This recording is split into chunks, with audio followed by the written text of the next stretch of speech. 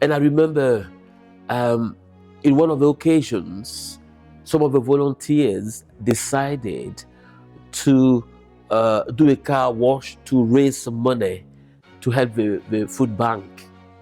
So my wife Ellie and myself said, hang on a minute, please, we don't want to be left out of this. So we joined in and we went with them to wash cars.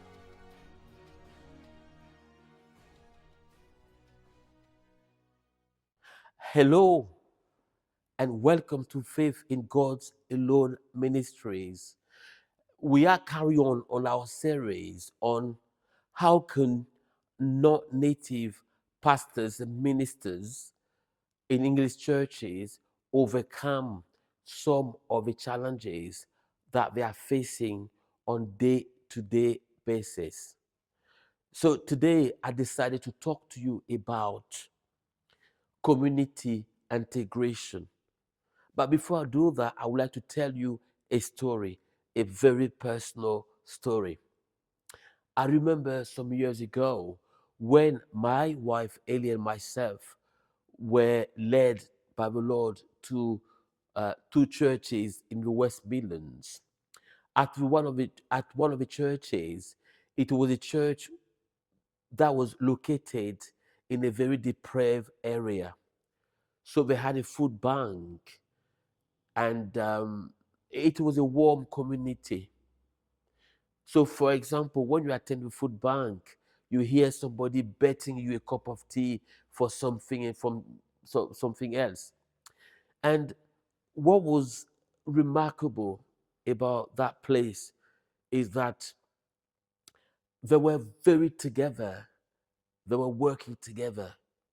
And I remember um, in one of the occasions, some of the volunteers decided to do a car wash to raise some money to help the food bank.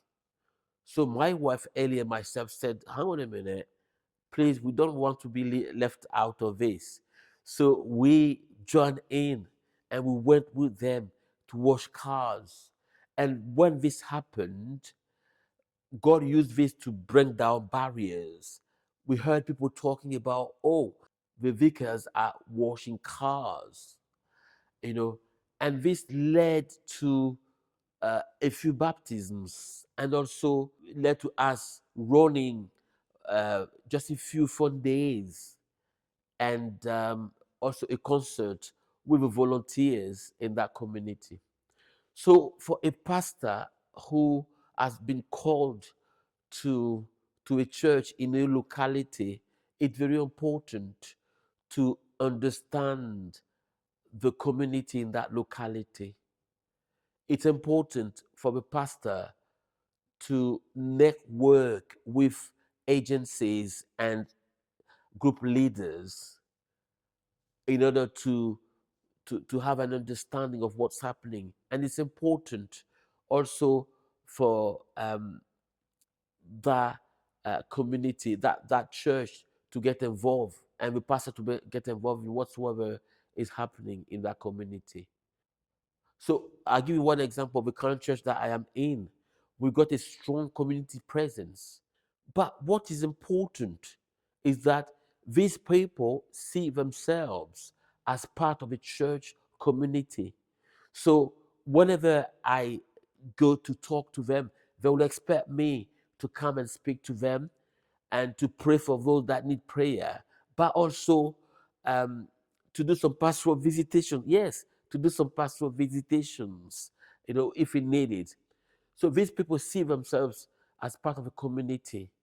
And because we have been working with the community decided to even offer a defibrillator to the church for the community. So this is an example in passing. So it's very important for any pastor in the community to get to know the people in the community, to be real. It's important for the pastor to come to their levels in order to uh, share the good news of salvation of Jesus to them. My friends, if you have found this video useful, would you mind liking it and even subscribe to our channel and for more content like this? That's all we have for you today. Next week, the last part of our series, which is going to talk about, I'm going to talk to you about biases and prejudices. Thank you ever so much for watching. Take care. God bless. Bye.